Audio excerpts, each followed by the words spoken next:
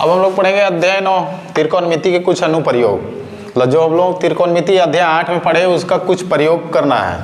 और ये प्रयोग कहाँ पे होगा? ऊंचाई और दूरियां में होगा, ऊंचाइयां और दूरियां में, हाइट एंड डिस्टेंस में होगा। इस चैप्टर में हम लोग सिर्फ किसी टावर के, बिल्डिंग के, महल के, पेड़ के, नदी के चौड़ाई ऊंचाई ही पढ़ेंगे, ठीक है। वो और त्रिकोणमिति का प्रयोग से पढ़ेंगे।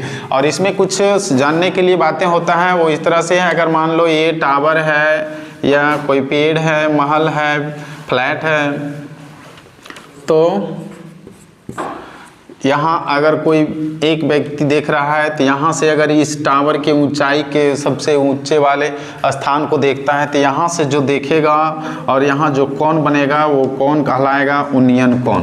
कौन सा कोण कहलाएगा? उन्नयन कोण, ठीक है। और अगर कोई टावर के ऊंचाई से इस बिंदु को देख रहा है तो यहाँ से जो कोण बनेगा उसको कहा जाता है अवनमन कोण। और ये दृष्टि रेखा, ये क्षैतिज स्तर, ये भी क्षैतिज स्तर ही होगा। तो याद रखना है कि उन्नयन कोण और अवनमन कोण किनको कहेंगे, ठीक है। कन्फ्यूजन हो जाएगा कि किसको उन्नयन कोण कहेंगे, किसको अवनमन कोण कहेंगे। किताब में या चित्र में, क्वेश्चन में ऐसा लिखा नहीं रहेगा कि यहाँ कौन बनेगा, यहाँ कौन बनेगा, ठीक है ना।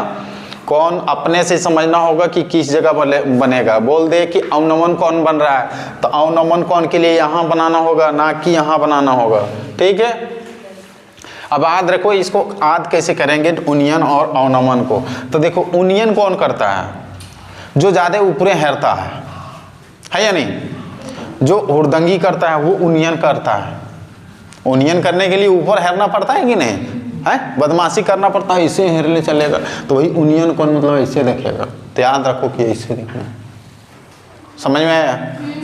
अब अवनमन कौन, मतलब वो शांत रहता है तो नीचे मुड़िया गड़ के चलेगा ऐसे, तो मतलब ऊपर से कहाँ देखेगा? नीचे देखेगा, समझ गया ना। उन्नयन के लिए क्या करना है? ऊपर हेरना है।